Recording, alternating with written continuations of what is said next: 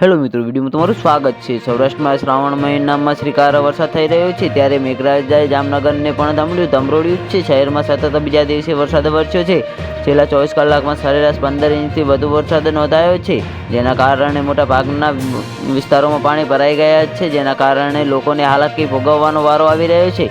તો જ્યાં હા મિત્રો, જામનગરમાં આટલા વર્ષ આવેલા ધારાવાર વરસાદને કારણે અનેક વિસ્તારોમાં તો ઘરનો આખો એક માળ જ ડૂબી ગયો છે। લોકોને જીવ બચાવવો કે ઘરવખરી બચાવવી તેની ચિંતા પણ વ્યાપી ગઈ છે। જામનગરના લોકોને ઘણું નુકસાન થયું હોય તેમ લોકો જણાવી રહ્યા છે। તો જ્યાં મિત્રો હાલ મોટા અને મહત્વના સમાચાર સામે આવી રહ્યા છે। જામનગર શહેરમાં સતત બીજા દિવસે પણ વરસાદને કારણે હજુ પણ પાણી ઓસર્યા નથી, ત્યારે શહેરમાં કાંચીની ખડકી વિસ્તારમાં એક પાર્ક કરેલો ટ્રક તણાયો હતો। કાંચીની ખડકી પાસે 7-8 ફૂટના પાણીમાં ટ્રક તરતો હોય તેવા દ્રશ્યો સર્જાઈ રહ્યા છે। તો જ્યાં મિત્રો દ્વારકા હાઈવે પર ધસમસતા પાણીના પ્રવાહમાં સ્વિફ્ટ કાર તણાઈ હતી, જેમાં પોલીસ દ્વારા જામનગરમાં રહેતા 2 યુવાનોને બચાવી લેવાયા છે। સ્વિફ્ટ કારમાં જતા હતા ત્યારે પાણીના પૂરમાં કાર તણાઈ હતી। ક્રેન અને ગ્રામજનોની મદદથી પોલીસે સફળ રેસ્ક્યુ કર્યું હતું। તો જે હા મિત્રો, આના વિશે તમારું શું કહેવું છે અમારી કોમેન્ટ બોક્સમાં જરૂરથી જણાવજો,